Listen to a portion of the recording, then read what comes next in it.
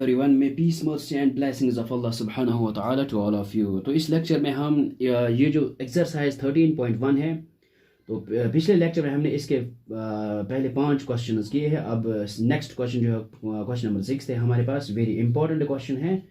और क्या है हमारे पास, ये limit x approach to 0 x plus 1 to the power 5 minus 1 divide by 5। तो इसको हम इसकी जो फंक्शन है हमारे पास, इसकी लिमिट हमें फाइंड आउट करनी है। तो देखो यहाँ पे, अगर हम यहाँ पे direct limit x approach to 0, तो ये हमारे पास बन जाएगा 0 plus 1 and whole raised power 5 minus 1। और यहाँ पे डिनोमिनेटर में क्या है, x, और x की जगह क्या करेंगे, रिप्लेस 0। तो ये हमारे पास आएगा 0 प्लस 1 टू द पावर 5 1 ही के बराबर आता है, और minus 1 divide by 0 which is equal to 0 divide by 0 form which is indeterminate form. तो यहाँ पे हम डायरेक्ट x अप्रोच 0 नहीं कर सकते, क्योंकि ये हमारे पास एक इंडेटरमिनेट फॉर्म है। तो अब यहाँ पे क्या कर सके, जैसे इस तरह की हम फंक्शंस हैं, हम यहाँ पे क्या करेंगे, हम यहाँ पे ये जो है ना x प्लस 1, इसको हम किसी और वेरिएबल के साथ पुट करेंगे। हम यहाँ पे क्या करेंगे, put x plus 1 is equal to y। ये किसी और वेरिएबल को हम पुट करेंगे। y भी लिख सकते हो, z भी लिख सकते हो, t भी, s भी, r भी, जो आपकी मर्जी है। तो यहाँ पे हम क्या करेंगे, x plus 1 is equal to y। तो यहाँ पर हम x की जो वैल्यू है वो हम यहाँ पे निकाल सकते हैं, फाइंड आउट कर सकते हैं। जैसे कि यहाँ पे क्या करेंगे हम, x इज इक्वल टू ये जो y है ना, और ये प्लस 1, ये यहाँ पे ट्रांसपोज हो जाएगा, ये बन जाएगा माइनस 1। तो x का जो वैल्यू है y माइनस 1, ये हम यहाँ पे डिनोमिनेटर में यूज करेंगे फिर। तो यहाँ पे क्या लिख सकते हैं हम, एज x अप्रोच टू 0। यहाँ पे जैसे x अप्रोच 0 को करेगा, जैसे ही x अप्रोच 0 का करेगा, तो y अप्रोच टू 1, तो y यहाँ पे y की तरफ अप्रोच करेगा। ओके, तो हम सिंपली हम ये कैसे, अगर put x is equal to 0 then y is equal to 1, तो ये हम यहाँ कह सकते हैं x approach to 0 then y approach to 1।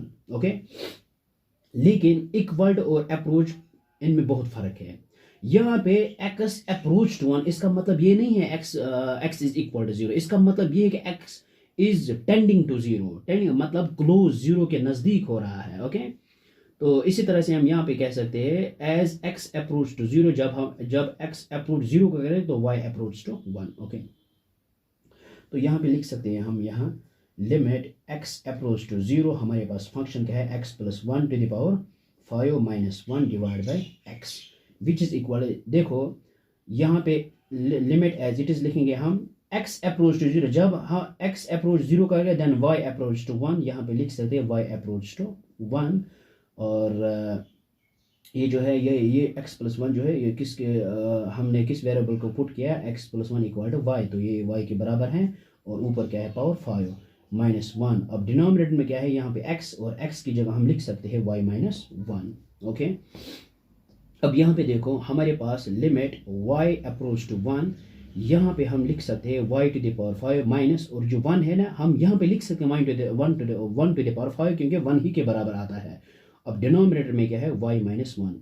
अब यहाँ पे क्वेश्चन आता है, ये हमने क्यों किया है, ये हमने इसलिए किया है क्योंकि हमारे पास एक स्टैंडर्ड लिमिट है, एक स्टैंडर्ड लिमिट है हमारे पास।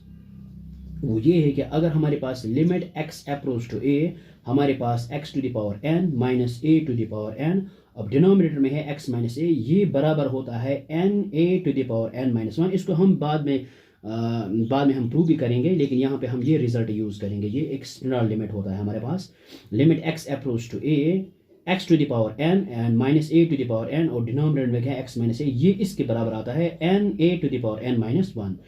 अब यहाँ पे ये 5 इसलिए मैंने, क्योंकि यहाँ पे ये जो दो टर्म्स है ना, x एंड ये कांस्टेंट है, ये वेरिएबल ये कांस्टेंट, इनका जो पावर है वो सेम आना चाहिए, तभी तो मैंने यहाँ पे है ना y वेरिएबल, इसका जो पावर है वो 5 है, तो 1 एक कांस्टेंट है, तो इसका भी पावर हमने 5 ही लिखा है, क्योंकि यह हम स्टैंडर्ड फॉर्म के साथ फिर कंपेयर कर सकते हैं। ओके, अब डिनोमिनेटर क्या है, y माइनस, ये लीनियर ही आना चाहिए, x टू द पावर 1 और 1 a टू द पावर 1, तो ये लीनियर है, तभी तो हमने इसको एज इट इज रखा है। यहाँ पे x की पावर कुछ नहीं लिखना है, बस एज इट इज रखना है, क्योंकि ये एक स्टैंडर्ड लिमिट हमारे पास बन जाती है।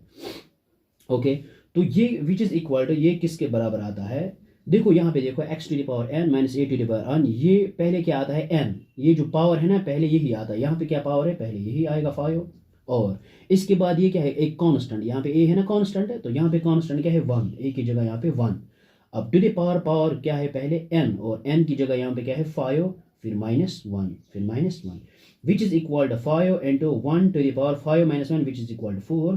तो ये 5 इंटू 1 टू द पावर 4 1 ही के बराबर आता है, और 5 into 1 which is equal to 5, and this is the required limit of this function. Okay, तो यहाँ पे हमने एक स्टैंडर्ड लिमिट यूज़ किया है, लेकिन बाद में हम इस स्टैंडर्ड लिमिट को हम प्रूव भी करेंगे इंशाल्लाह नेक्स्ट लेक्चर में।